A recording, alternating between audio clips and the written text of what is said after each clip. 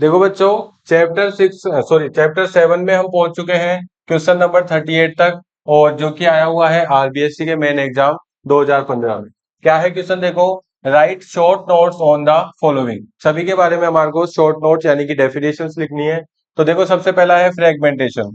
Fragmentation की definition अगर मैं आपको बताऊं तो ए टाइप ऑफ एसेक्सुअल रिप्रोडक्शन। पहली चीज तो ये तीनों ही देखो एसेक्सुअल रिप्रोडक्शन के टाइप है, तो आप ये जो स्टेटमेंट है वो तीनों में यूज कर सकते हो। क्या? A type of asexual reproduction in which multi cellular organism with कौन simple body design. Multi cellular organism होंगे लेकिन बॉडी डिजाइन कैसे होनी चाहिए? सिंपल होनी चाहिए।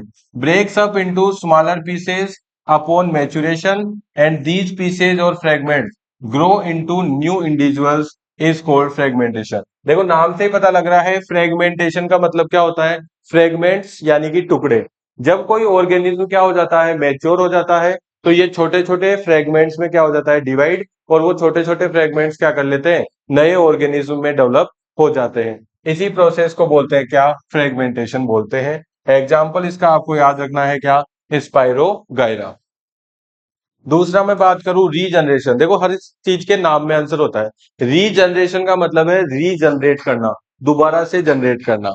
तो देखो, a type of asexual reproduction in which organism have the ability to give rise to new individual organism from their body parts is called regeneration. इसका मैं देखो एग्जांपल प्लेनेरिया है, लेकिन मैं लोकल एग्जांपल बताता हूं आपको।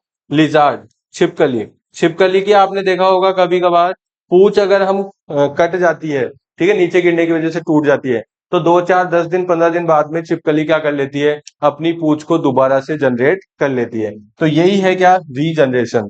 कि कोई भी जो ब्रोकन या कटा हुआ हिस्सा है वो रीजनरेट हो जाए, दोबारा से बन जाए, तो उसे हम क्या बोलेंगे? रीजनरेशन बोल सकते हैं। इसके बाद में तीसरा है क्या? बडिंग। तो बडिंग देखो क्या है एग्जांपल इसका।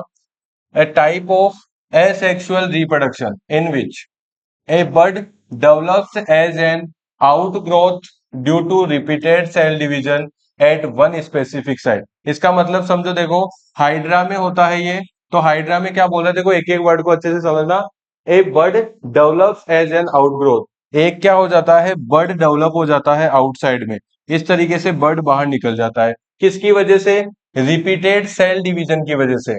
एट वन स्पेसिफिक साइट, एक ही जगह पर सेल डिवीजन बढ़ने की वजह से क्या होता है, इस तरह से एक पार्ट बाहर निकल जाता है, जिसको हम क्या बोलते हैं?